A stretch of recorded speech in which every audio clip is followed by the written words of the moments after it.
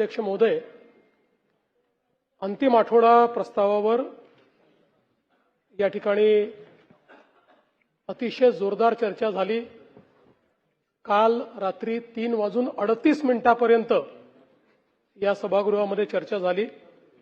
या चर्चेची सुरुवात सन्माननीय श्री रोहित पवारजी यांनी केली। त्यामध्ये सन्माननीय श्री सुरेश धसजी, सुनील प्रभूजी, कालिदास कोळंबकरजी, नरेंद्र भोंडेकरजी, जितेंद्र आव्हाडजी, गोपीचंद पडळकरजी, हेमंत ओगलेजी, आशुतोष काळेजी, कैलास पाटीलजी, मुरजी काका पटेल, डॉक्टर ज्योतिताई गायकवाड, हिरामण खोसकरजी, बाबासाहेब देशमुखजी, प्रतापदादा अडसड, विलास भुमरेजी, सचिन पाटीलजी, सिद्धार्थ खरातजी, प्रवीण दटकेजी, आनंद तिडकेजी, डॉक्टर किरण लहामटेजी, नारायण पाटीलजी, बाबाजी काळे, विक्रम पाचपुतेजी, अभिजित पाटीलजी, प्रवीण स्वामीजी, राजू तोडसामजी, अशा आणि त्याच्यानंतर अजून आहे यादी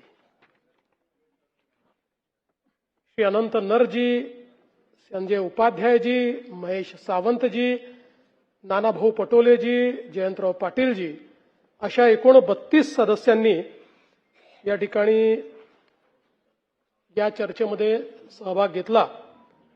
प्रामुख्यानं कायदा आणि सुव्यवस्था, शेतकऱ्यांचे प्रश्न यावर ही चर्चा उपस्थित करण्यात आली होती आणि वेगवेगळ्या प्रकारचे मुद्दे मांडण्यात आले। काही मोलाच्या सूचना देखील या ठिकाणी करण्यात आल्या। खरं म्हणजे अध्यक्ष महोदय, परवा मी विधानसभेमध्ये भाषण केल्यानंतर अनेक लोकांना माझ्या भाषणाची मिरची लागली, पण अध्यक्ष महोदय, मी अतिशय स्पष्टपणे सांगितलं, मिसिंग लिंकवर जो काही त्या ठिकाणचा पूल आहे, केबल स्टेट ब्रिज आहे, त्या ठिकाणी जगातले सगळ्यात मोठे टनेल्स आहेत, याला एकही क्रॅक गेलेली नसताना, त्याचं काहीही नुकसान झालेलं नसताना 7,000 रुपये पाण्यात गेले, 7,000 कोटी पाण्यात गेले, 7,000 कोटी पाण्यात गेले। हा माझा अपमान आहे? महाराष्ट्राचाच अपमान आहे। खोट्या बातम्या पेरणं, अफवा पसरवणं हा महाराष्ट्राचा अपमान आहे। पण मी बोलता बोलता त्या ठिकाणी हिंदीमध्ये बोललो, भाडे के टट्टू। काही लोकांना त्याचे दुःख झालं आणि ते म्हणाले मुख्यमंत्र्यांनी सुसंस्कृत बोलायला पाहिजे होतं। म्हणून नानाभाऊ जाऊन मी अभ्यास केला आणि आता मी भाडे के टट्टू हे माझं वाक्य परत घेतो आणि त्याला सुसंस्कृतपणे भाटक गदर्भ म्हणतो। भाडे के टट्टू नाही, भाटक गदर्भ। आणि जर कोणाला समजलं नसेल तर मग सुपारीबाज। पण मी तर काही सुपारीबाजांबद्दल बोललो, मी टोपी फेकली होती।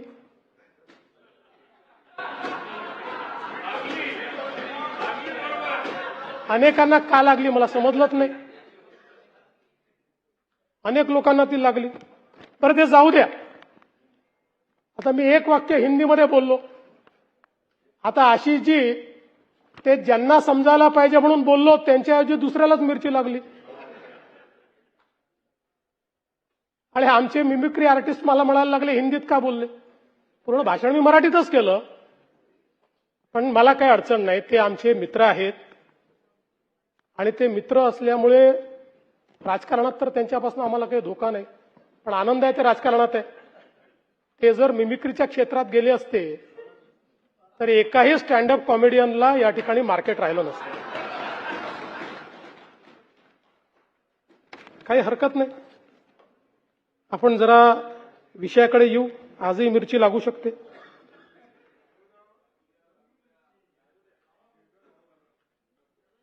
अध्यक्ष महोदय, खरं म्हणजे दरवेळेसच अंतिम आठवडा प्रस्ताव आपला कायदा आणि सुव्यवस्थेवर येतो। अनेक घटना सांगितल्या जातात, काही खऱ्याही असतात, काही थोड्या अतिरंजित देखील असतात। पहिल्यांदा सांगतो की ज्या विविक्षित घटना या ठिकाणी मांडलेल्या आहेत त्या प्रत्येक घटनेवर मी काही बोलणार नाही, पण त्याची नोंद घेतलेली आहे. त्या संदर्भातल्या नोट्सही माझ्याकडे आहेत. आवश्यक असेल तर त्या आमदारांना मी पाठवून देईल. त्या प्रत्येक घटनेच्या संदर्भात काय कारवाई झाली आहे हे आपण त्या ठिकाणी सांगणार आहोत. पण त्याचवेळी मला एक गोष्ट आपल्या निदर्शनास आणून द्यायची आहे की मी नेहमी असं मानणाऱ्यांपैकी आहे की कायदा आणि सुव्यवस्थेला उत्तर हे स्टॅटिस्टिक्सने देणं हे काही योग्य नाही आहे. हे पूर्वी पण म्हणायचो, मी विरोधी पक्षात असताना म्हणायचो, इतके वर्ष गृहमंत्री आहे तरी म्हणतो. पण दुर्दैवाने या सभागृहामध्ये चुकीचं स्टॅटिस्टिक्स मांडलं जातं आणि मग महाराष्ट्रच कसा क्रमांक 1 वर आहे असं ज्यावेळेस सांगितलं होतं त्यावेळेस महाराष्ट्राची बाजू तर मला मांडावीच लागेल आणि म्हणून मला मग आकडेवारी या ठिकाणी द्यावी लागते. आणि म्हणून मला असं वाटतं की पहिल्यांदा तर आपण सगळ्यांनी लक्षात घेतलं पाहिजे की क्राईम रेट हा कसा मोजायचा असतो. प्रति 1 लाख लोकसंख्या मोजायचा असतो.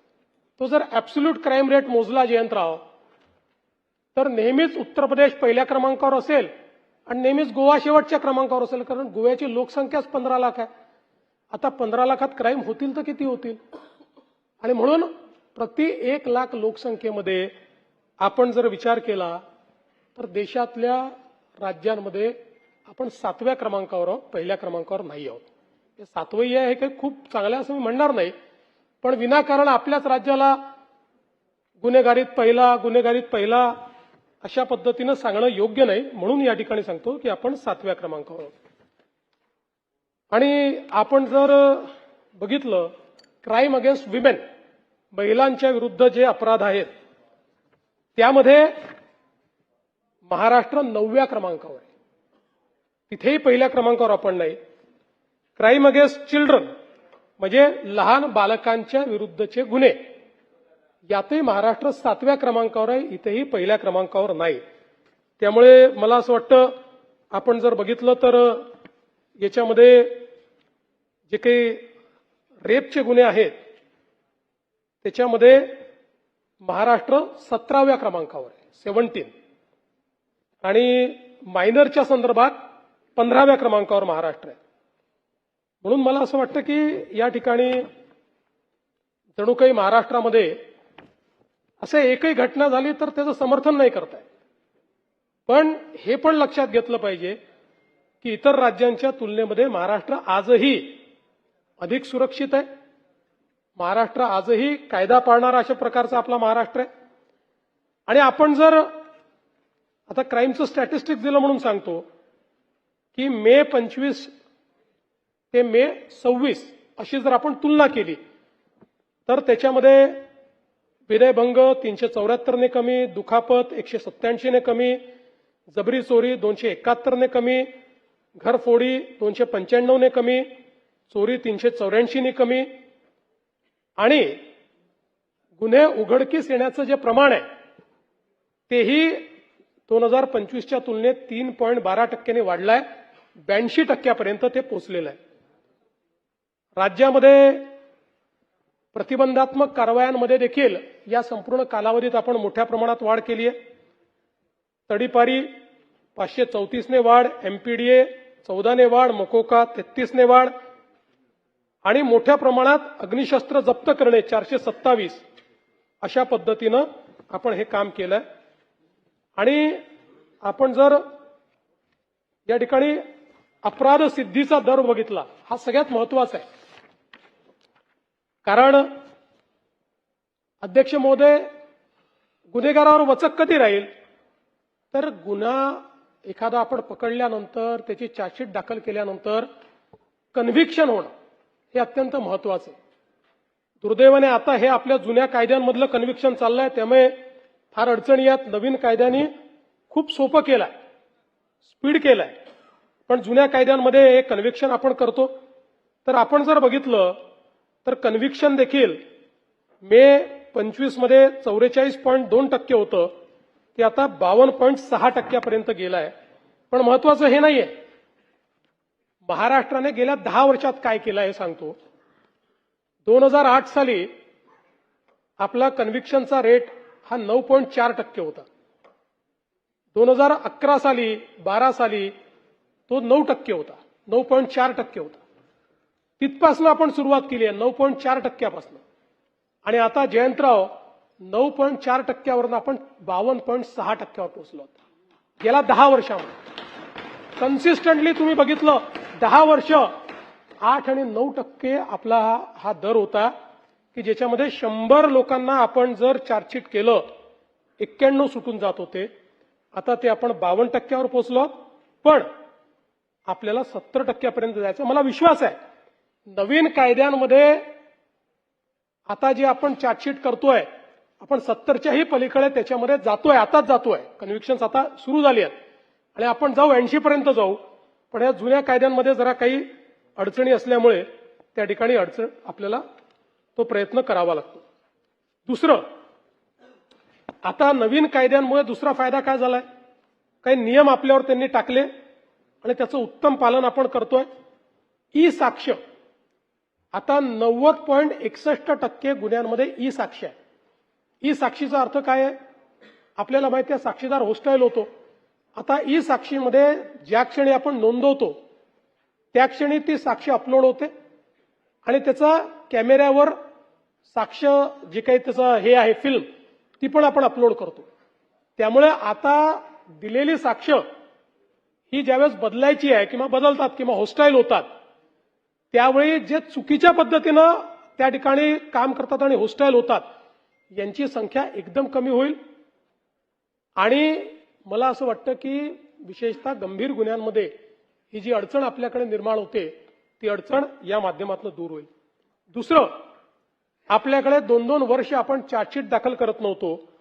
आता 60 काही गुन्ह्यांमध्ये 60 दिवस करावं लागतात, काही गुन्ह्यांमध्ये 90 दिवसात करावी लागते. आता आपला हा जो रेट आहे हा 50%पर्यंत पोहोचलाय. म्हणजे 50% केसेसमध्ये आपण 60 ते 90 दिवसामध्ये चार्जशीट दाखल करतो. पण त्याच वेळी लैंगिक गुन्ह्यामध्ये मात्र दोषारोप पत्र 90% गुन्ह्यांमध्ये आपण 60 दिवसाच्या आत त्या ठिकाणी दोषारोप पत्र दाखल करतो. आणि आता नवीन कायद्याने एक अजून चांगलं केलं की जे गंभीर गुन्हे आहेत, अटकजन्य 7 वर्षाच्या वरचे जेवढे गुन्हे आहेत या गुन्ह्यांमध्ये फॉरेन्सिक टीमला स्पॉटवर जावं लागतं. फॉरेन्सिक व्हॅन घेऊन आणि फॉरेन्सिक एव्हिडन्स तिथनं जमा करावा लागतो. ही पण एक अतिशय चांगली सुधारणा झाली आहे की ज्याच्यामुळे आपल्याला माहिती आहे ह्युमन एव्हिडन्स हा खोटं बोलू शकतो पण फॉरेन्सिक, टेक्निकल, डिजिटल, इलेक्ट्रॉनिक हे एव्हिडन्स कधीच खोटं बोलत नाही. आता जवळपास अशा गुन्ह्यांमध्ये 91.9% म्हणजे जवळपास 92% गुन्ह्यांमध्ये अशा प्रकारच्या आता स्पॉटवर न्यायवैद्यक शास्त्र तज्ज्ञांची भेट होते. त्याच ठिकाणी पुरावे गोळा होतात आणि ब्लॉकचेन पद्धतीने ते पुरावे स्टोअर आपण करतो की जेणेकरून त्याच्यामध्ये टॅम्परिंग करता येणार नाही. फिर्यादीला मालमत्ता परत करण्याचं प्रमाणही या कायद्यांमुळे वाढलंय. कारण पूर्वी फिर्यादीला खूप कोर्टात जावं लागायचं, काय काय करावं लागायचं. या कायद्याने तेही सोपं केलेलं आहे. त्यामुळे 76.14% आता फिर्यादीला मालमत्ता त्या ठिकाणी परत मिळण्याचं प्रमाण त्या ठिकाणी वाढलेलं आहे. आता आपण जर महिलांविरोधातले गुन्हे जर बघितले तर आपल्याला माहिती आहे की 2013 पासून सातत्याने या गुन्ह्यांमध्ये वाढ होते. आणि वाढ होण्याचं कारण असं आहे की गुन्ह्यांचं रजिस्ट्रेशन फ्री झालेलं आहे आणि 2013च्या अमेंडमेंटमुळे एक स्टेप वरचा गुन्हा झालाय. म्हणजे पूर्वी ज्याला छेडखानी म्हणायचो तो आता रेप मानला जातो. अशा पद्धतीने एक स्टेप वर झालेला आहे. आणि म्हणून या गुन्ह्यांमध्ये म्हणजे मी नेहमी असं सांगतो की एक समाधान याच्यात आहे. पूर्वीही कदाचित गुन्हे घडत होते परंतु घरच्यांच्या किंवा जे काही समाज आहे त्याच्या दबावाखाली या ठिकाणी त्या संदर्भातलं रजिस्ट्रेशन केलं जात नव्हतं. आता रजिस्ट्रेशन मोठ्या प्रमाणात वाढलेलं आहे.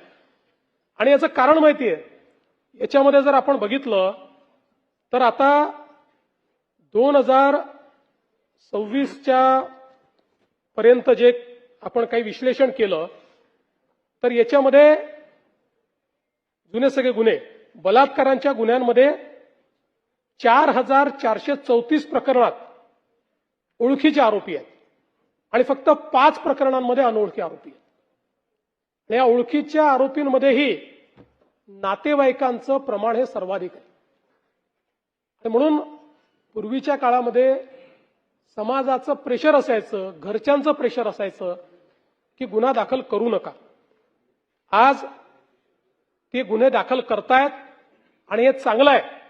99.89% या गुन्ह्यामधले गुन्हेगार ओळखीचे आहेत. आणि म्हणून मला असं वाटतं की याला दोन्ही पद्धतीनं पाहता येईल. गुन्हे वाढतायत असंही पाहता येईल, पण त्याच वेळी समाज जर सुधारायचा असेल तर हे जे हायडिंग बिलो द कार्पेट आपण म्हणतो, दाबून ठेवा, सांगू नका, घराची इज्जत, हे जर संपलं आणि त्या घरच्याही लोकांना किंवा ओळखीच्या लोकांना लक्षात आलं की असे गुन्हे दाखल होत आहेत, तर कदाचित यामध्ये मोठा परिणाम होईल. दुसरं, याच्यामध्ये नवीन कायद्याने 60 दिवसाच्या आत आपल्याला चार्जशीट दाखल करायला सांगितली आहे. मला सांगताना आनंद वाटतो की आता मे 2026 अखेर चार्जशीट 7 दिवसात 60 डेजमध्ये दाखल होण्याची जी काही आपली पर्सेंटेज आहे ते 99.48% आहे. म्हणजे जवळपास एखाद दुसरा गुन्हा सोडला तर सगळ्या गुन्ह्यांमध्ये 60 दिवसाच्या आत चार्जशीट त्या ठिकाणी चाललेली आहे. एक मुद्दा परत या ठिकाणी महिला आणि मुलींच्या बेपत्ता होण्याचा जो नेहमी आपल्याकडे चर्चेला येतो, नानाभाऊ आपण पण काही बोललात त्या संदर्भात, त्यातही मी सांगतो मुद्दाम, कारण मी अनेक वेळा सांगितलं की याचं विश्लेषण जे आहे इयर ऑन इयर नाही करतायत. 2-2, 3-3 वर्षांनी ते आपल्या घरी येतात, सापडतात. आणि म्हणून 2021 ते 26 असा एकत्रित आकडा तुम्हाला सांगतो. 2021 ते 26 बेपत्ता झालेल्या, आपल्याला माहिती आहे की याच्यातही सुप्रीम कोर्टाच्या आदेशामुळे कुठल्याही कारणानं ती घरून निघून गेली तरी बेपत्ता आणि किडनॅपिंग अशा प्रकारचाच गुन्हा आपल्याला दाखल करावा लागतो. दुसरा गुन्हा दाखल करता येत नाही.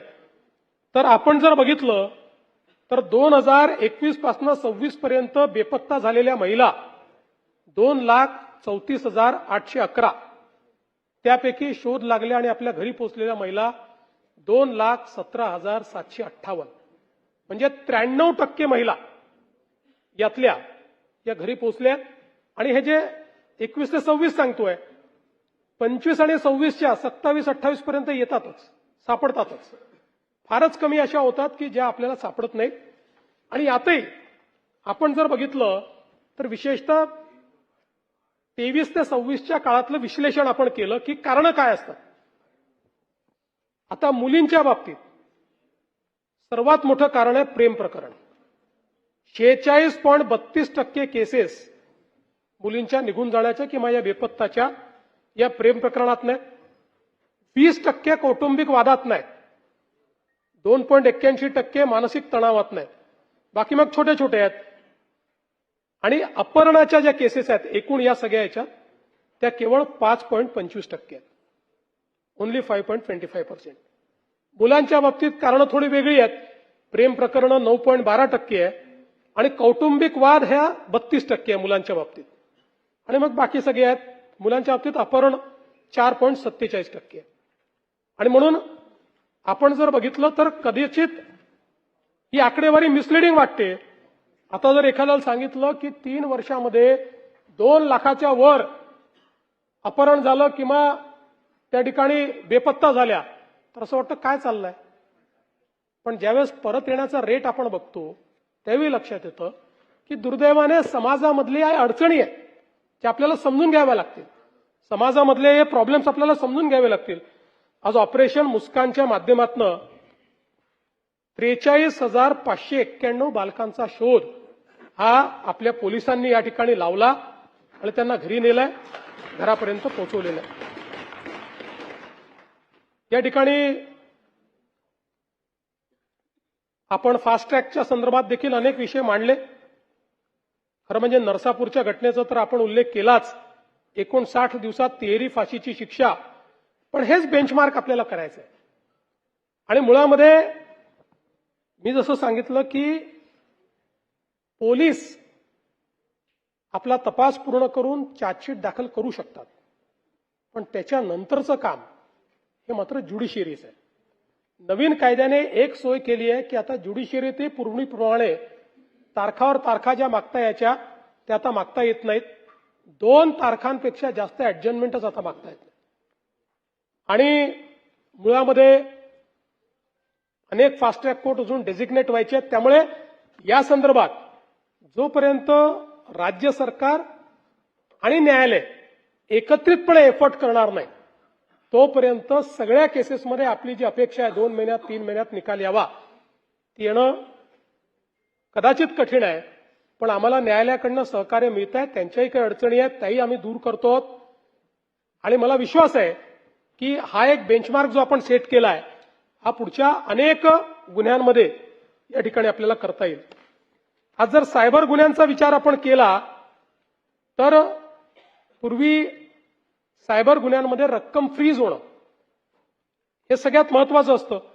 कारण आपल्याला माहिती आहे की एका खात्यातनं दुसऱ्या, दुसऱ्यातनं तिसऱ्या, तिसऱ्यातनं चौथ्या अशा पद्धतीनं ही रक्कम ट्रॅव्हल करते, वेगवेगळ्या देशांमध्ये चालली जाते. सायबर गुन्ह्यांमध्ये तर फायनली 100 अकाउंटमधनं एका अशा देशात जाते की ज्या देशाशी आपली संधी नाही आणि मग ते पैसे मिळत नाही. पूर्वी केवळ आपण 11% रक्कम फ्रीज करू शकत होतो, आता ते प्रमाण 27% पोहोचलंय. हे काही फार समाधानकारक नाही. 50% तरी आपल्याला पोचावं लागेल, पण तोही प्रयत्न येत्या काळामध्ये आपण करू. कारण 11%हून 27%पर्यंतही चांगली मजल आपल्या पोलिसांनी मारलेली आहे. आणि जवळपास जून 2026 या काळात, जानेवारी ते जून 2026 या काळात 439 कोटी रुपये हे अशा प्रकारच्या फ्रॉडचे फ्रीज करण्याचं काम हे आपल्या पोलिसांनी या ठिकाणी केलेलं आहे. आणि आता त्याच्यामध्ये 50,000पेक्षा कमी रक्कम असेल तर ती तात्काळ आपल्याला परत करता येते. आणि त्यात फक्त आपण एक अधिकाऱ्याचं पत्र घेतो आणि जवळपास ही प्रक्रिया सुरू झाल्यामुळे 2813 प्रकरणात ऑलरेडी पैसे हे परत केलेले आहेत आणि वेगवेगळी आता रक्कम जी आहे ती परतीच्या प्रक्रियेमध्ये आहे. साधारणपणे आपण कारवाई काय केली तर या सगळ्या काळामध्ये सायबर क्राईम करणारे 6,76,202 मोबाईल ब्लॉक केले, 3,92,742 मोबाईल ट्रेस केले आणि 1,53,750 हँडसेट हे आपण जप्त केले. आणि एवढंच नाही तर एक अतिशय संवेदनशील उपक्रम हा आपल्या विभागाने केला. आपल्याला कल्पना आहे की अनेक वेळा लोक फेसबुकवर किंवा वेगवेगळ्या समाज माध्यमांवर आम्ही आत्महत्या करतोय, आम्ही निराश आहोत, अशा प्रकारच्या पोस्ट आल्या की त्याची मेटासोबत आपण करार करून त्याचा अल्गोरिदम तयार केलाय. आणि अशा पोस्ट आल्याबरोबर त्या आपल्याकडे येतात आणि त्यांचं काउन्सिलिंग आपण करतो. आपण गेल्या म्हणजे 24 ते 24ला आपण सुरू केलं. 1.5 वर्षामध्ये आपण 168 व्यक्तींना ज्यांनी आत्महत्येचा प्रयत्न केला होता किंवा ते करण्याच्या तयारीत होते त्यांना त्यांच्या पोस्टवरनं पकडून परावृत्त करून त्या ठिकाणी त्यांना वाचवण्याचं काम केलेलं आहे. आणि त्यासोबत ऑनलाईन छळ आणि सेक्स्टॉर्शन अशा प्रकारातनं 69 तरुण मुला-मुलींना वाचवण्यात आलंय. असे जवळपास 237 लोकांचे प्राण हे प्रोएक्टिव्हली, यांनी कंप्लेंट नाही केली कोणी आपल्याकडे, प्रोएक्टिव्हली आपण ते पकडून त्या ठिकाणी केले आहेत.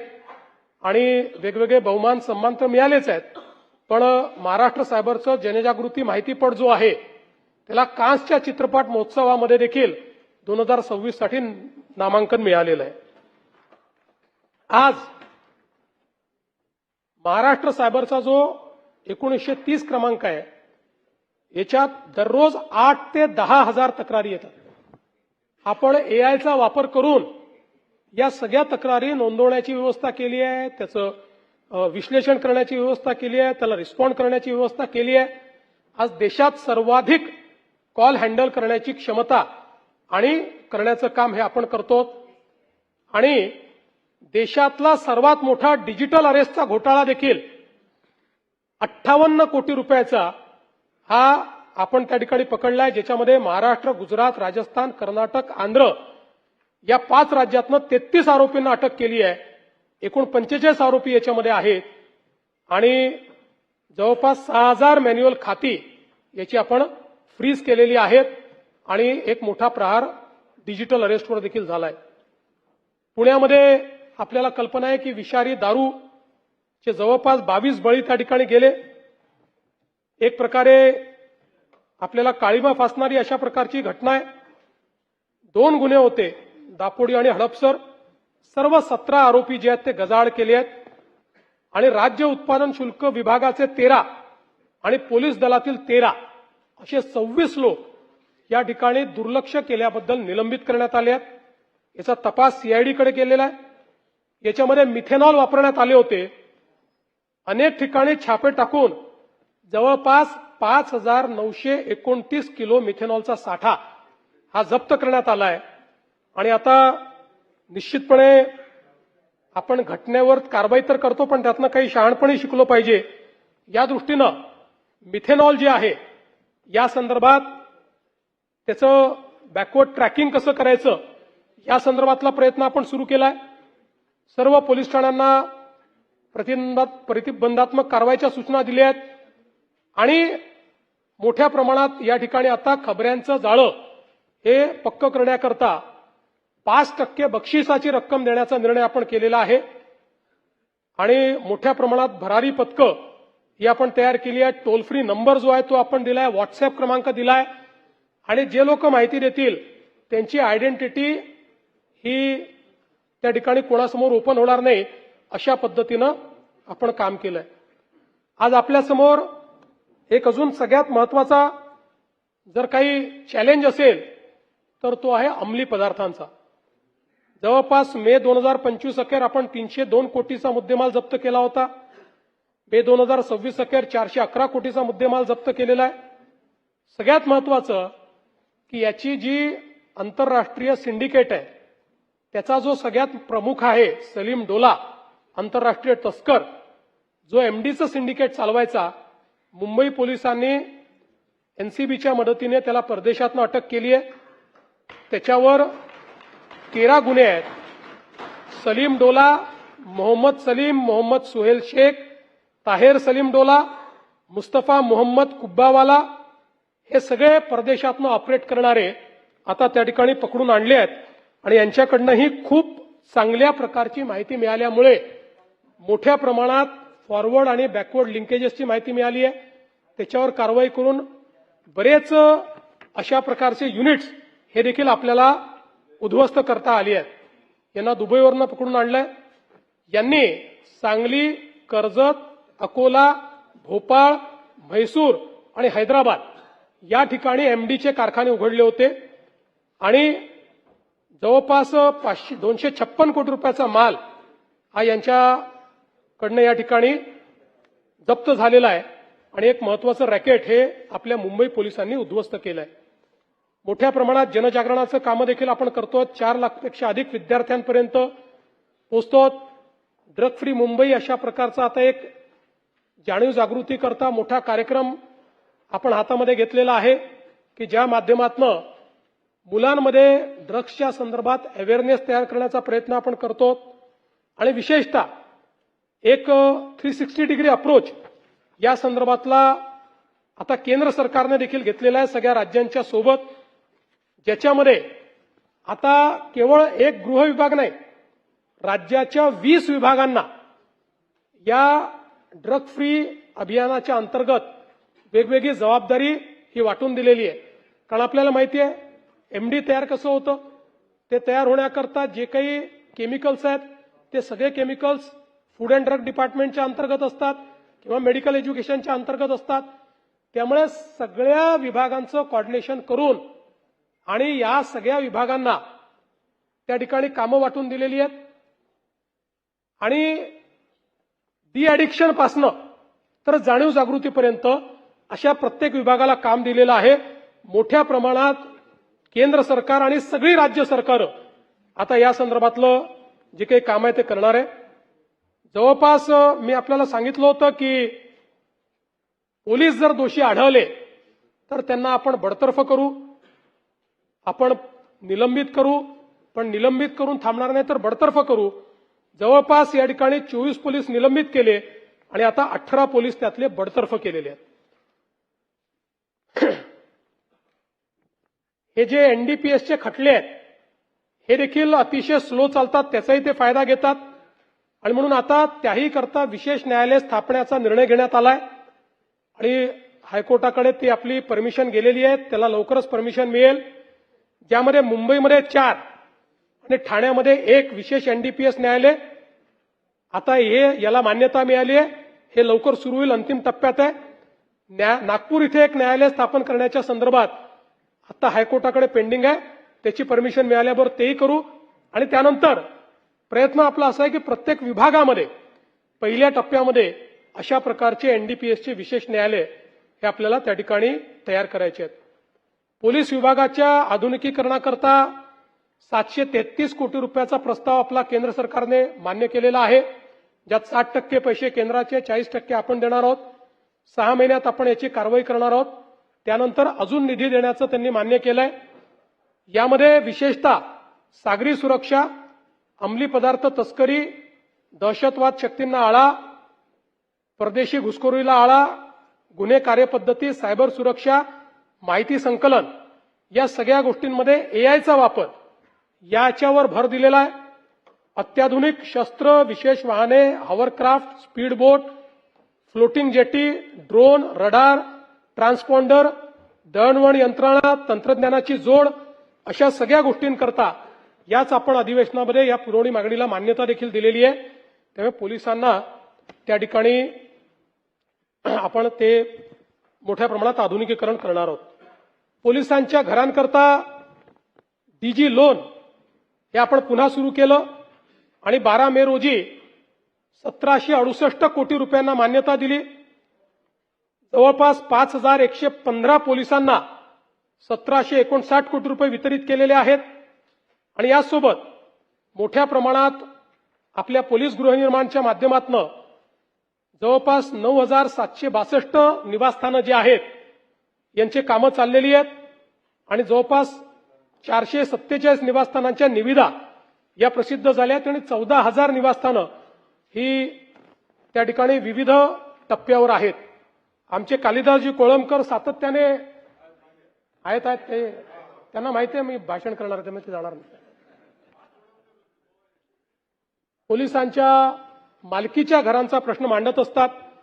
आपण बीडीडी चाळीमध्ये पोलिसांना मालकीची घरं दिल्यापासनं मोठ्या प्रमाणात इतरही पोलिसांना वाटतं की तितके वर्ष आमचे झाले आहेत, आम्हालाही दिलं पाहिजे. त्या संदर्भात काही कोर्टाच्या केसेस देखील आहेत, पण किमान टप्प्याटप्प्याने पोलिसांना काही प्रमाणात तरी आपल्याला मालकी हक्काची घरं कशी देता येतील, जसं आपण डीजी लोन दिलंय ते लोन मालकी हक्काचं घर घेण्याकरताच दिलंय. या संदर्भात कालिदासजी आम्ही पुढच्या 7 दिवसामध्ये एक उच्चस्तरीय समिती नेमतो आहोत. या समितीला आम्ही 3 महिन्याचा कालावधी देणार आहोत आणि 3 महिन्यामध्ये या समितीच्या माध्यमातून आपल्याला काय पोलिसांना मालकीची घरं देण्याकरता वेगवेगळ्या काय योजना करता येतील या संदर्भातला प्रयत्न आपण निश्चितपणे करू. पोलीस कुटुंब आरोग्य योजना याच्यामध्ये जवळपास 112 कोटीचा आपण लाभ दिलाय आणि 2023 नंतर 61 नवीन अशा प्रकारची पोलीस ठाण्यांची निर्मिती केली आहे. एक अजून महत्वाचा निर्णय आपण घेतलाय. मुंबईमध्ये आपल्याला माहिती आहे की सगळ्यात मोठं पोलीस दल मुंबईत आहे आणि मुंबईच्या पोलीस दलांकरता घरांचा प्रश्न तर आहेच, पण अस्तित्वात असलेली घरं आपण अलॉट केली आहे त्यातली ही 90% घरं जी आहेत ती छोटी आहे. म्हणजे त्यांना जी देय घरं आहेत त्या देय घरांच्या एवढी ती घरं नाही आहेत.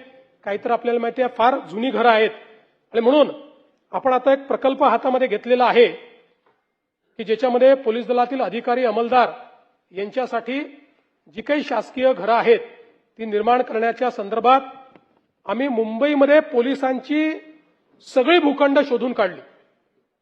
अनेक चांगली मोक्याची भूखंड होती ती सगळी शोधून काढली आणि त्याच्यामध्ये जवळपास 74 महत्वाची मोक्याची भूखंड आपल्याला सापडलेली आहेत.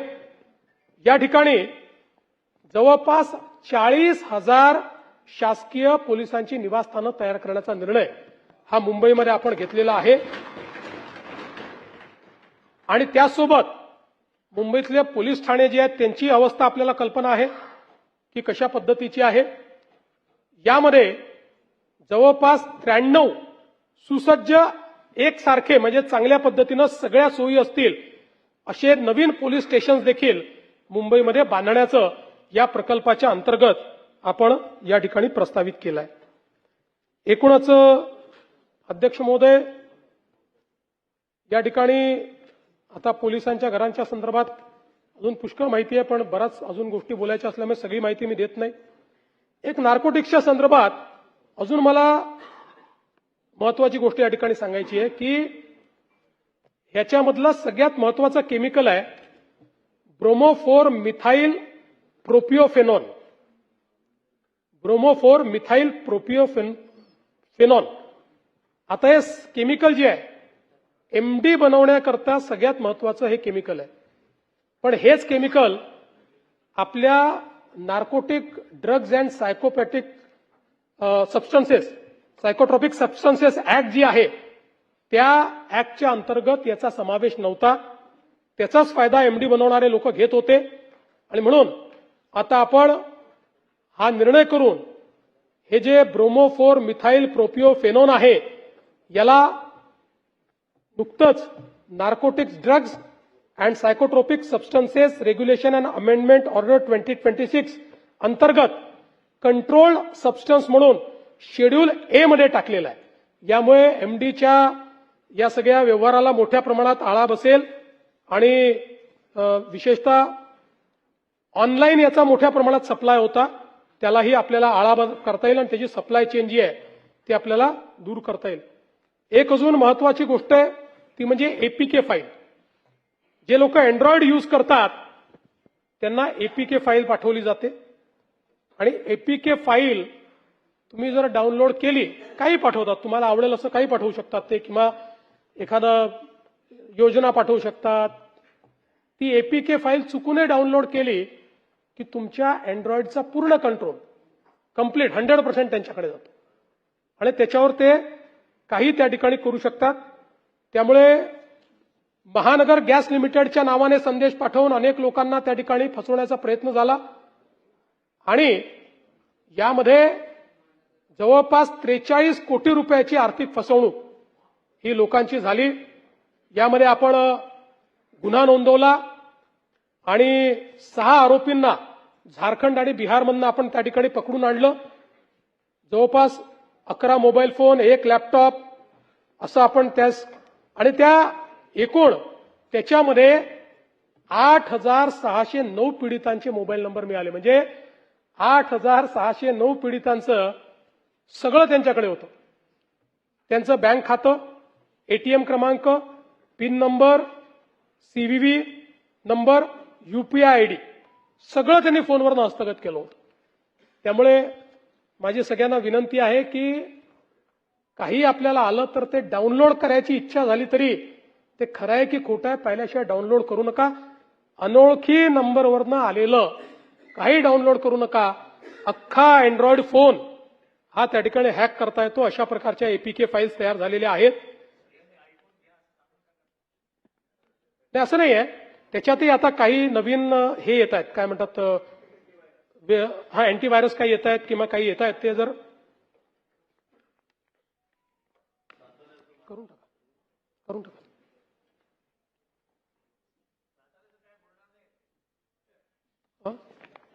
साताऱ्यात सगळं आलबेल आहे. तुमच्या मनाप्रमाणे काही घडणार नाहीये. तुमच्या मनाप्रमाणे काही घडणार नाहीये. आम्ही भाऊ भाऊ एकत्रित आहोत.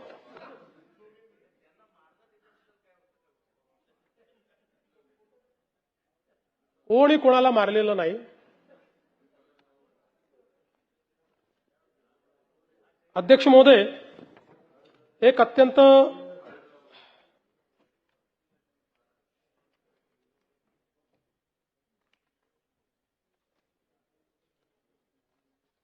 या संदर्भात हे तर मी सांगितलंय. अध्यक्ष महोदय, आता आपण पोलीस दलामध्ये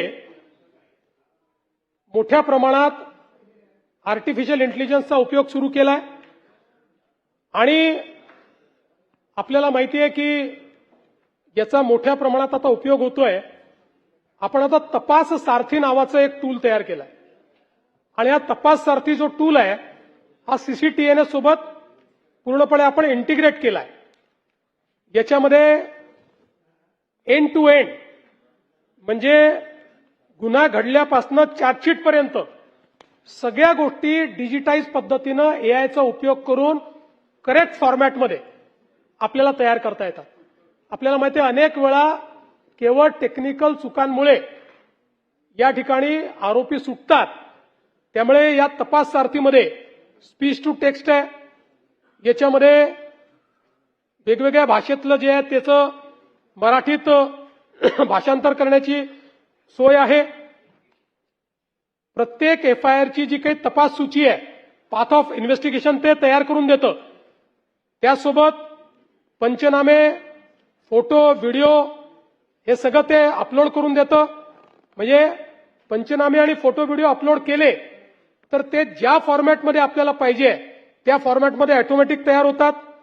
ब्लॉकचेन टेक्नॉलॉजीने हे पुरावे त्या ठिकाणी अपलोड केले जातात.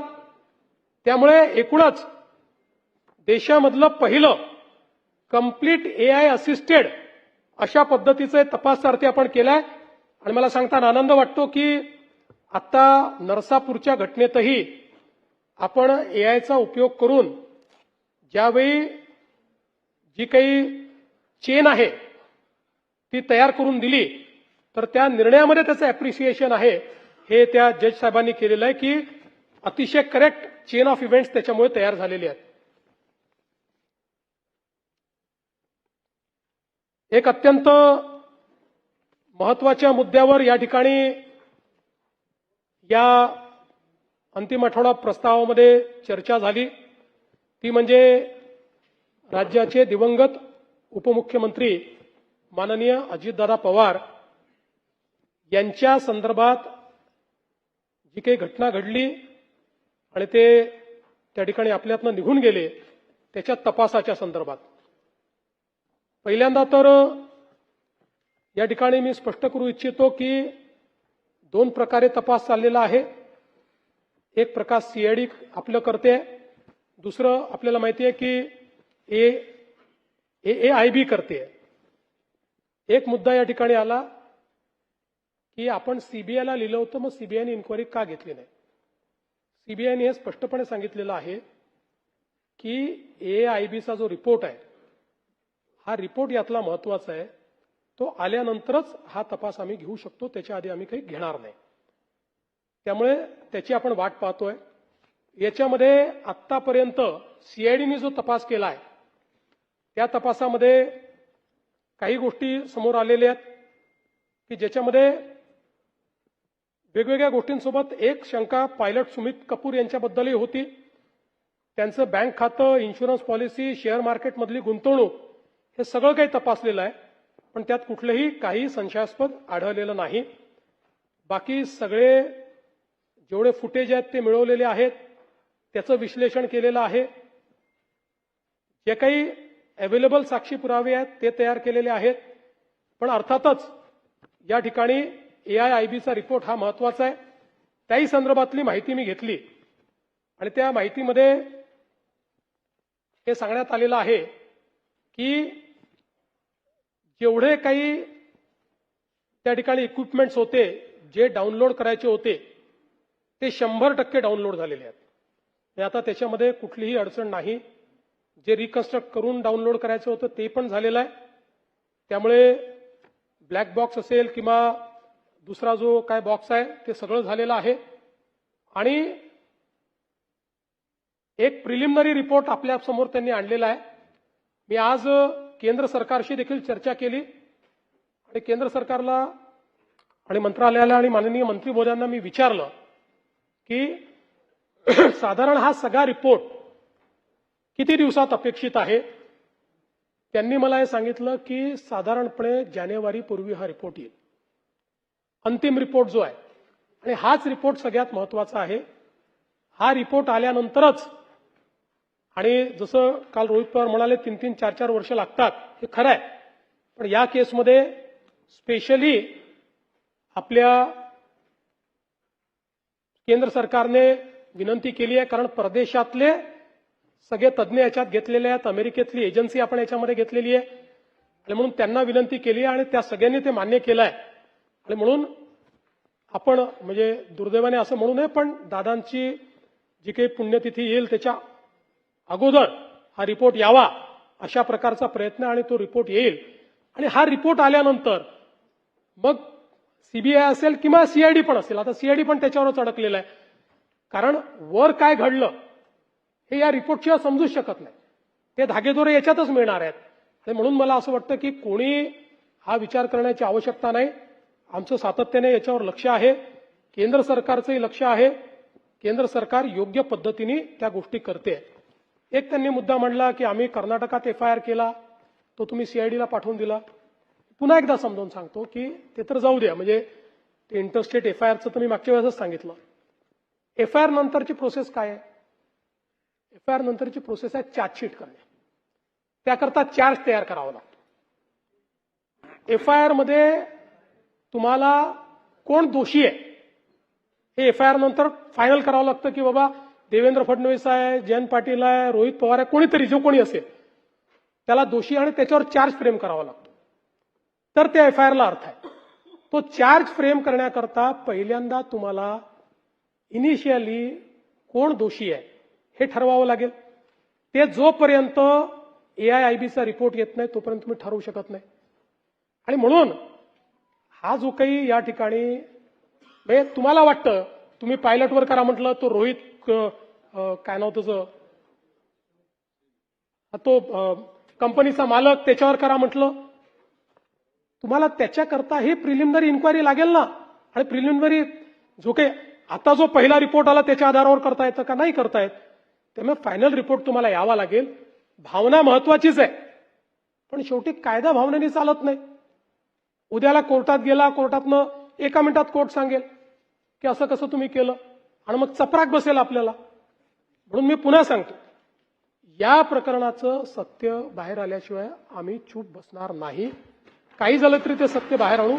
त्याकरता त्याचा जो काही योग्य पाठपुरावा आहे तो पाठपुरावा देखील करू. खरात प्रकरणाचा देखील उल्लेख या ठिकाणी झाला. त्याच्यामध्ये एकूण 14 प्रकरणं होती, त्यातले 9 प्रकरणांमध्ये खरात आरोपी आहेत. 3 प्रकरणामध्ये अजून तपास सुरू आहे.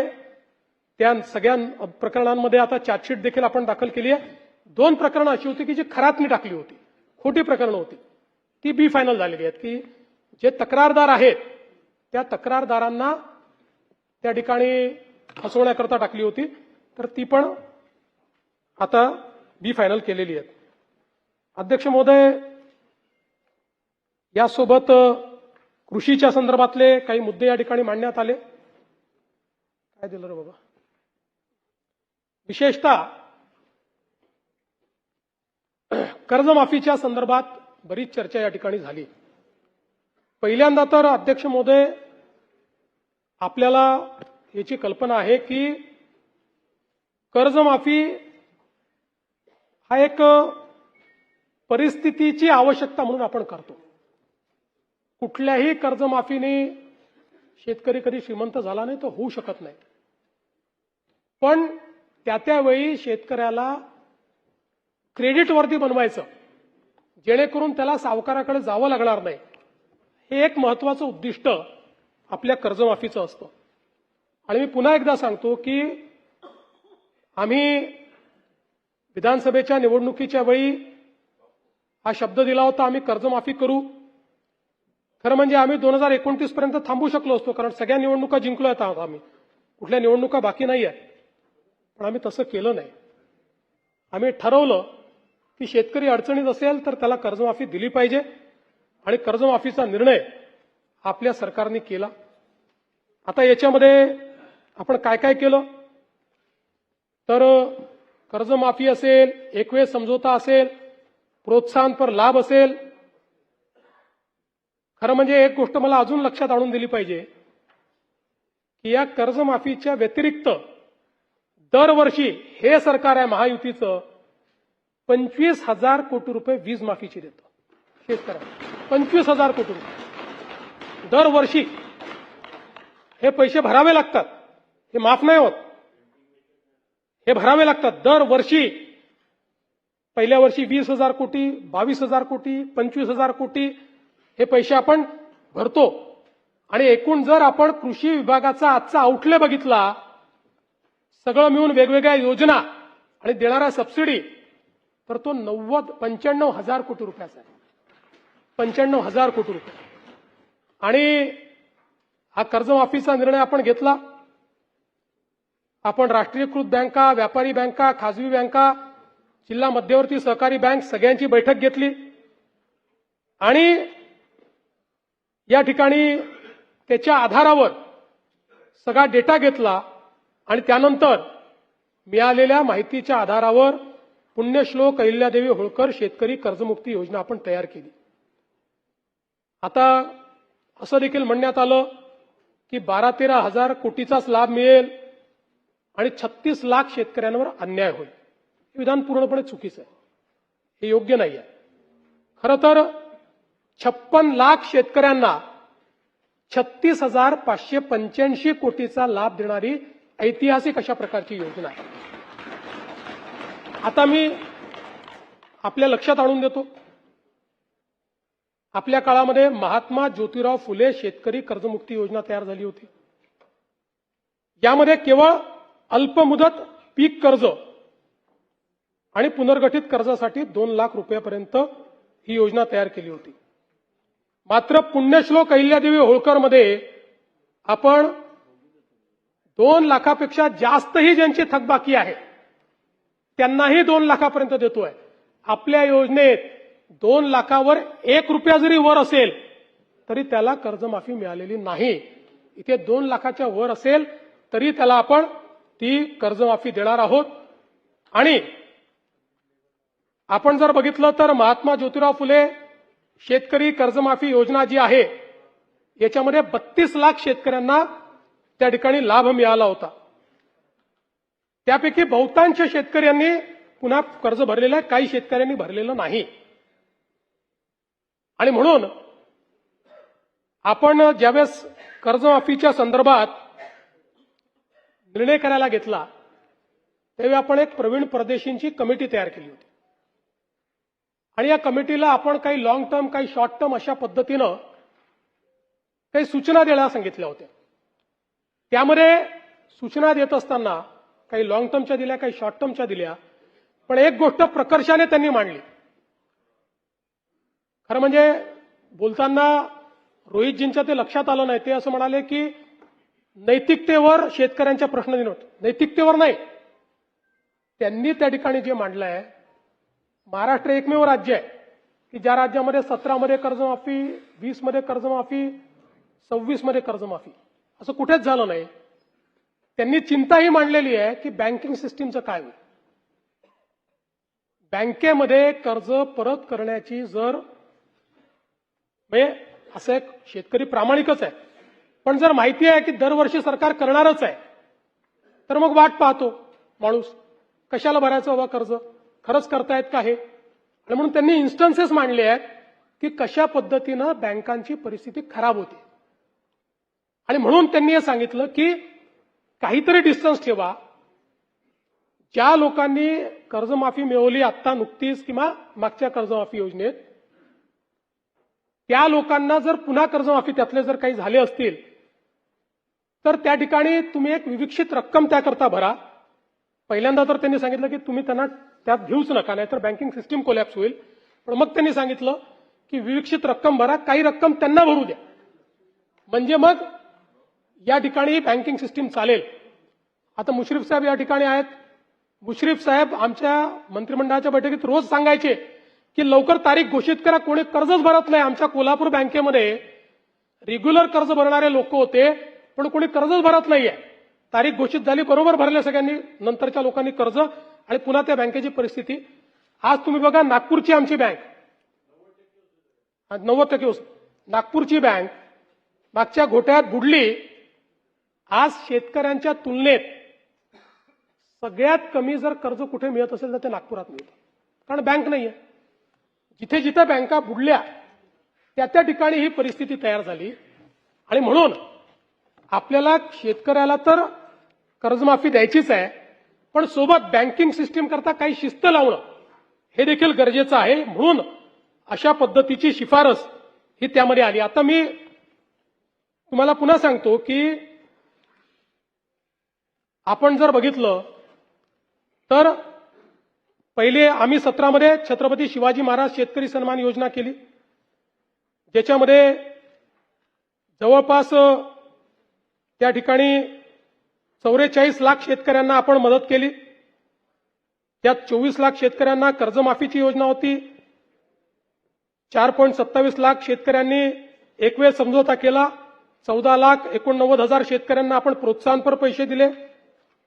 आणि मग जेव्हा महात्मा ज्योतिराव फुले शेतकरी कर्जमुक्ती योजना आली त्यावेळी रोहित पवारजी, आपली माहिती चुकीची आहे, 2017च्या योजनेमध्ये लाभ मिळालेल्या म्हणजे छत्रपती शिवाजी महाराज योजनेत लाभ मिळालेल्या शेतकऱ्यांना 2019च्या कर्जमाफी योजनेतनं वगळण्यात आलं, देण्यात नाही आलं, हे वगळण्यात आलं. त्यामुळे या ठिकाणी 17ला लाभ मिळालेल्या शेतकऱ्यांना महात्मा ज्योतिराव फुले कर्जमुक्ती योजनेत लाभ मिळालेला नाही, त्यांना वगळलेला आहे. म्हणून आपल्याला मिळालेली माहिती वस्तुस्थिती दर्शक नाही आहे. एवढंच नाही, 2008 साली देशामध्ये कर्जमाफी झाली, त्यानंतर 9 मध्ये आपण आणली महाराष्ट्रामध्ये, 8 नंतर. आता 9 मध्ये देखील आपण ज्यावेळेस आणली त्यावेळेस 8च्या माफीमध्ये जे समाविष्ट होते त्यांना आपण वगळलं आणि इतरांना आपण 20,000पर्यंत त्या ठिकाणी मदत केली. मर्यादा जी होती ती 20,000ची मर्यादा होती. जवळपास 34 लाख शेतकऱ्यांना 4,000 कोटी रुपये आपण 2009 साली दिले होते. आणि म्हणून हे काही पहिल्यांदा झालेलं नाहीये.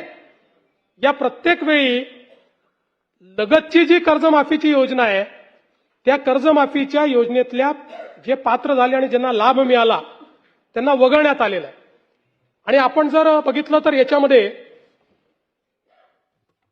परतफेडीच्या संदर्भातही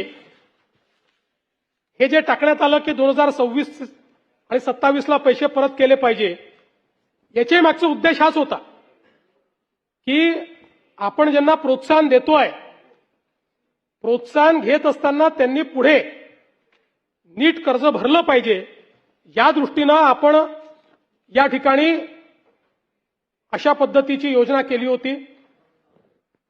मला खरं म्हणजे मी तिन्हीचा चार्ट या ठिकाणी तयार केलेला आहे. आपल्या लक्षात येईल आतापर्यंतच्या योजनांमधली सगळ्यात मोठी योजना ही यावेळची कर्जमाफीची योजना आहे.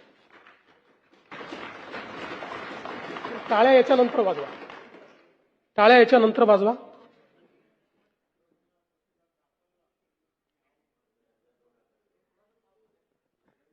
सातत्याने या संदर्भात अटी शर्ती आहे तशी मागणी होत होती. आज जवळपास आमच्या रणधीर सावरकरांच्या नेतृत्वात महायुतीचे सर्व आमदार मला भेटले आणि त्यांनी सगळ्यांनी मागणी केली की ही 50,000ची अट तुम्ही काढून टाका. त्यावेळी त्यांनाही मी आकडेवारी दाखवली. मी त्यांना हे सांगितलं की अट काढल्याने आमच्यावर 3-4 हजार कोटीचा भुर्दंड येईल, फार येईल असं नाही, 4,000 कोटीचा येईल, 5,000 कोटीचा येईल, पण शिस्तीचा भाग म्हणून ही आणलेली आहे. त्यांना दाखवलं की समजा 1 लाखापर्यंत नेली तर 2 लाख शेतकरी असे राहतात की ज्यांच्यावर त्या ठिकाणी त्यांना याचा फायदा मिळत नाही. पण तरी देखील सगळ्यांचं मत होतं की 2 लाख शेतकरी का सोडतात. केवळ त्याच्याकरता शेतकऱ्यांमध्ये अशी भावना होईल की कोणाला ठेवलं आणि कोणाला वगळलं. त्यामुळे मी आर्थिक शिस्त सांगत होतो आणि ते लोक मला हे सांगत होते की आपण व्यापक विचार केला पाहिजे आणि शेवटी लोकशाही आहे, त्यामुळे लोकशाहीमध्ये त्यांचा व्यापक विचार मी मान्य केला. आणि आता हे जे महात्मा फुले कर्जमाफी योजनेतले जे लोक होते, ज्यांना 50,000 रुपयापर्यंत आपण म्हटलं होतं, त्यांनाही 2 लाखापर्यंत कर्जमाफी झाली. आणि त्यासोबत 26-27चा जो नियम आहे तोही वगळण्यात येईल. आता आपल्याकडे तर सगळं आहेच. 26 मध्ये कोणी कोणी पैसे भरले आहेत, जसं यांनी सांगितलं 95% लोकांनी पैसे भरले. त्यामुळे आता त्याच्या आधीच्या 3 वर्षातले कुठलेही 2 वर्ष ज्यांनी रेग्युलर भरलेले आहेत ते सगळे लोक याकरता पात्र होतील. पुन्हा सांगतो, पहिल्यांदा राज्य सरकारने हा निर्णय घेतलाय. यापूर्वी कधीही असा निर्णय झालेला नाही.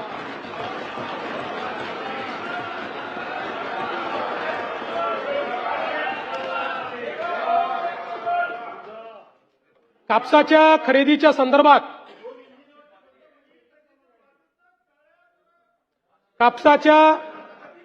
खरेदी संदर्भातही 7,710 प्रति क्विंटल या आधारभूत किमतीवर आपण 136 लाख क्विंटल कापूस खरेदी केलाय आणि त्याकरता 10,883 कोटी रुपयाची चुकारे हे त्या ठिकाणी दिलेले आहेत. सोयाबीनच्या संदर्भात 3,198 कोटी किमतीचा 6 लाख टन सोयाबीन आपण खरेदी केली आहे.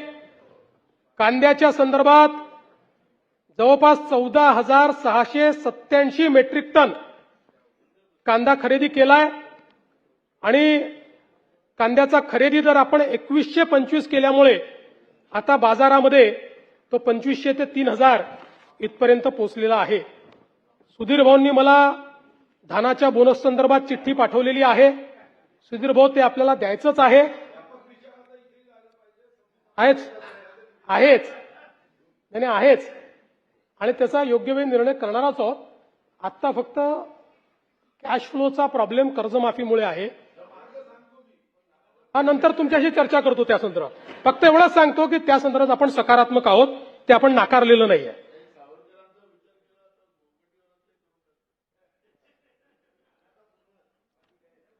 अध्यक्ष महोदय, काही सदस्यांनी हे जे काही लोड शेडिंग आमच्याकडे होतंय असं त्या ठिकाणी मांडलं. मुळामध्ये कुठेही लोड शेडिंग नाहीये.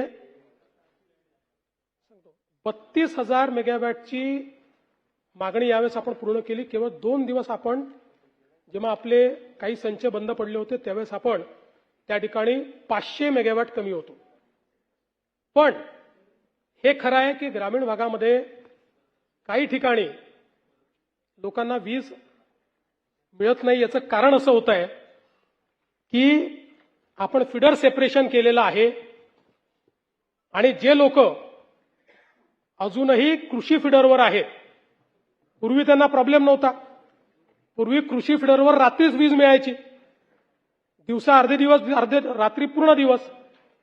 आता आपण 76% कृषी फिडरला दिवसा वीज देतोय, 76%. फक्त 24% राहिलेली आहे. आपण जो या ठिकाणी सांगितलं होतं की दिवसा वीज देऊ शेतकऱ्यांना 76%वर, ते 76%ना आपण दिवसा दिल्यामुळे रात्री आपण वीज बंद करतो आणि ती बंद केल्याबरोबर जे कृषी फिडरवर आहेत त्यांना ती लोड शेडिंग वाटतं. ती लोड शेडिंग नाहीये. त्यांना गावठाण फिडरवर जावं लागेल. ते मायग्रेशन आपण सुरू केलेलं आहे. अशा सगळ्या केसेस आयडेंटिफाय करून त्यांना जे गावठाणाचं फिडर आहे त्या फिडरवर नेण्याचं काम देखील आता मोठ्या प्रमाणात आपण करतो. थोडे बहुत त्याच्यामध्ये आता जसं मी उदाहरण सांगतो की वसई विरारला आता 3 दिवस आपण लाईट बंद ठेवले, 3 दिवस ठेवावे लागले. आता त्यातनं हे लक्षात आलं, आतापर्यंत जे लो लाईंग एरिया वाटत नव्हते तेही आहेत. आता तिथेही आम्ही योजना करतो आणि सगळं पॉवर इन्फ्रास्ट्रक्चर हे उंचीवर तयार करायचं, स्टेज करायचं आणि त्याच्यावर उंचीवर तयार करायचं. अशा पद्धतीनं आता जेवढा भाग बुडलेला होता त्या सगळ्या भागात आम्ही ते चेंज करण्याचा प्रयत्न करतो. त्यामुळे मला असं वाटतं की या संदर्भातही हो, पूरपट्ट्यातही ते करतोय आपण. हा, बोलणार आहे त्याच्यावर काळजी करू नका. स्मार्ट मीटरचं स्मार्ट मीटर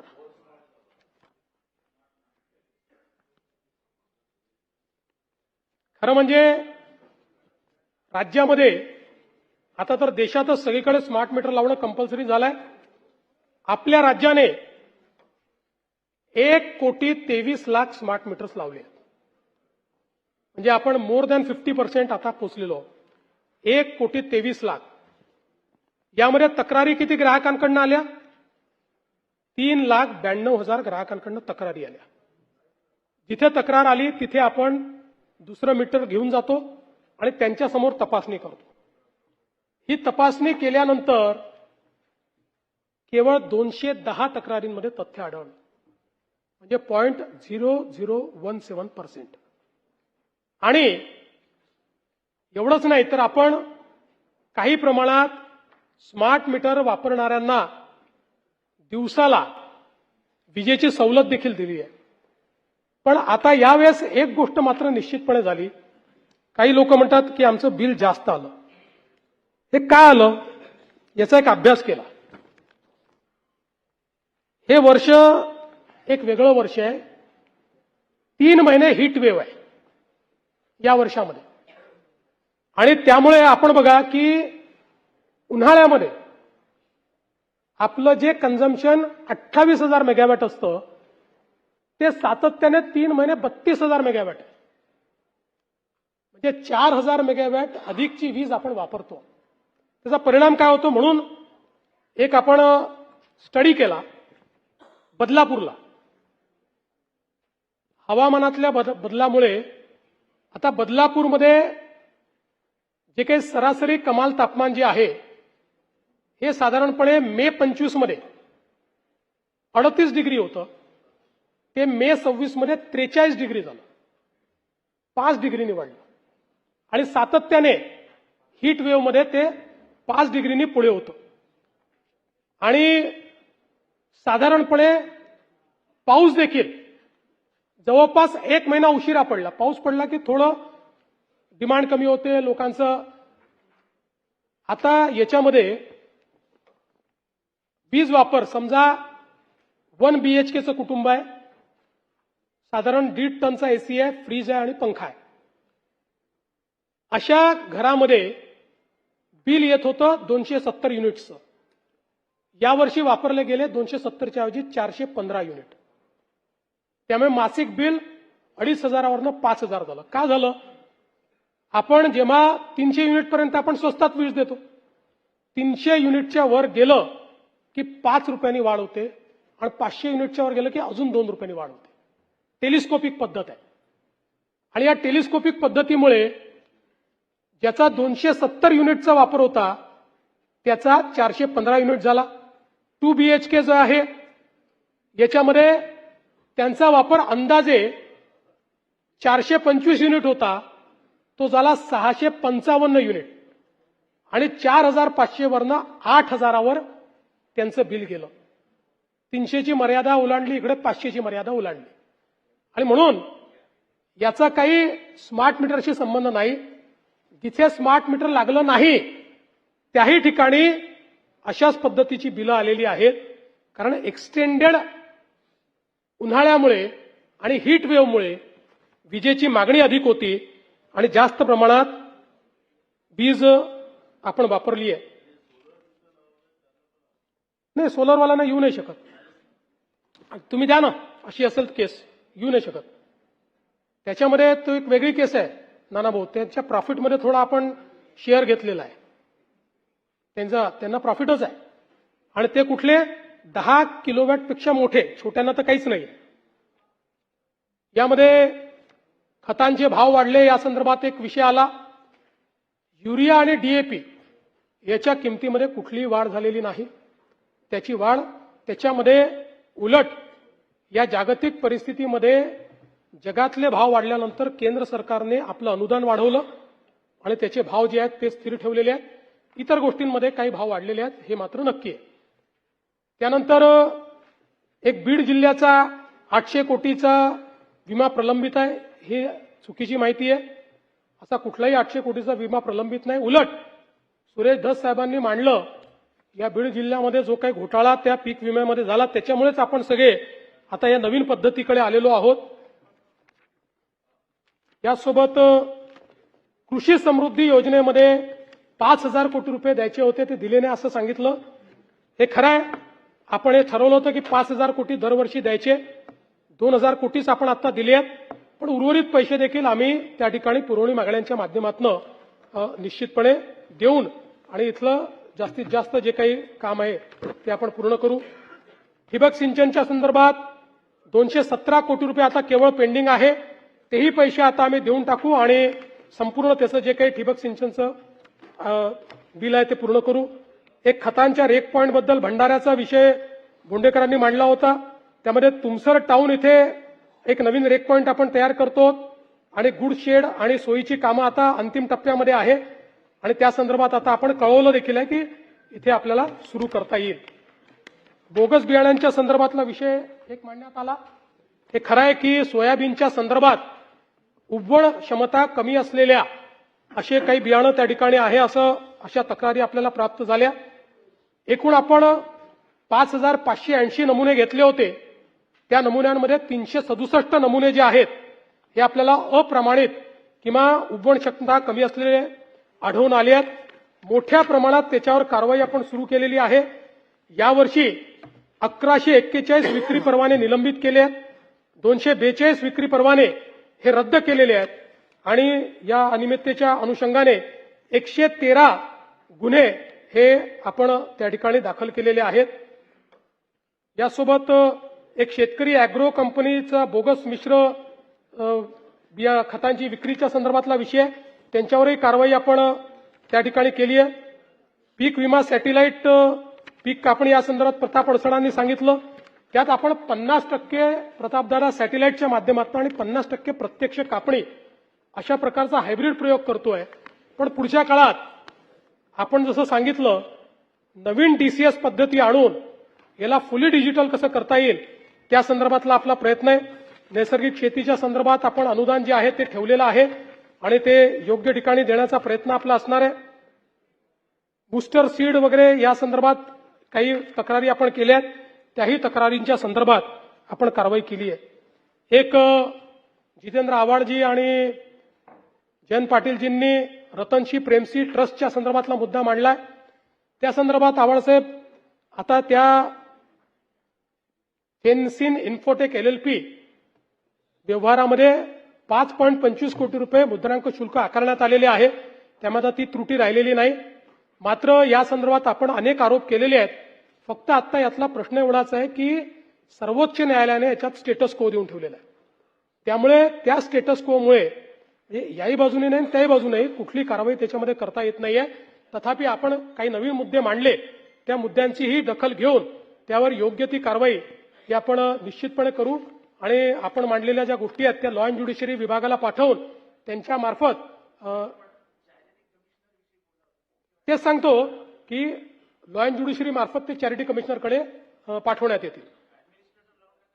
नाही तसा लावता येत नाही ना. म्हणजे आपल्याला काय हा कायदा आपल्याला माहिती आहे. या कायद्यामध्ये आपल्याला डायरेक्ट ऍडमिनिस्ट्रेटर लावायचा अधिकार नाही आहे. आपल्याला फक्त या तक्रारी चॅरिटी कमिशनरला पाठवाव्या लागतात. चॅरिटी कमिशनर जे आहेत ते स्वतः जज असतात, ते सेशन्स जज असतात. त्यामुळे ते त्या संदर्भातली सुनावणी घेत असतात. एक प्रवीण दटके आणि नानाभाऊ तुम्ही देखील जे प्रदूषण आपल्या वैनगंगेत होत आहे तो मुद्दा मांडला. तर दटके साहेब आपल्याला दोघांनाही सांगतो की आता नाग नदी जलशुद्धीकरण प्रकल्प सुरू झालेला आहे. 2400 कोटी रुपये आपल्याला जायकाच्या माध्यमातून मिळालेले आहेत. या संदर्भात नवीन सांडपाणी प्रक्रिया केंद्र, 520 किलोमीटरच्या लाईन्स आणि 7 पंपिंग स्टेशन आपण उभारतो.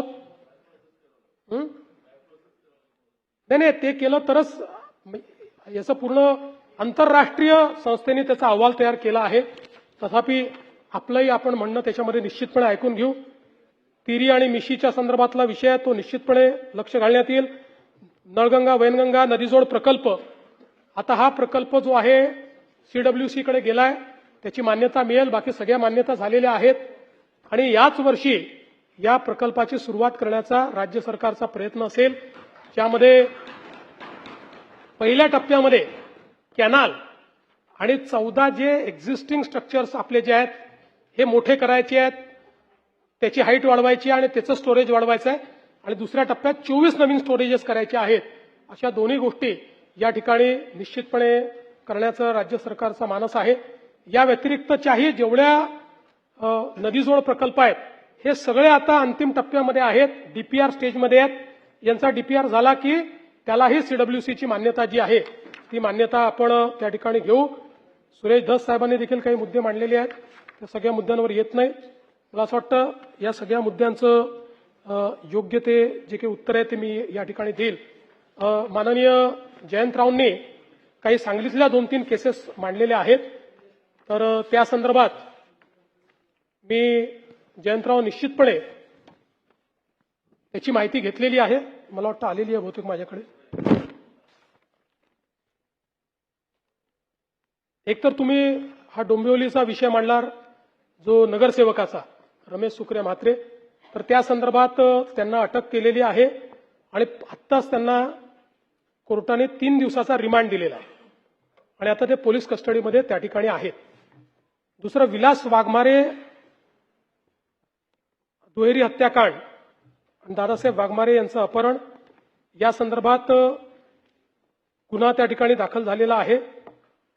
ही घटना मला असं वाटतं पहिली घटना जी आहे ती 2023ची आहे आणि जे जुने आरोपी आहेत 26चे आरोपी पकडले आहेत, पण जुन्या आरोपींचा 26च्या घटनेत तर तेच सांगतोय की आतापर्यंतच्या तपासात जुन्या आरोपींचा त्या साक्षीदाराच्या हत्येत अजूनपर्यंत काही सहभाग आला नाही. ही वेगळी केस आहे, पण तथापि याची जी काही चौकशी आहे ती चौकशी ही निश्चितपणे आपण करू. खरं म्हणजे अनेक विषय आपल्यासमोर आलेले आहेत.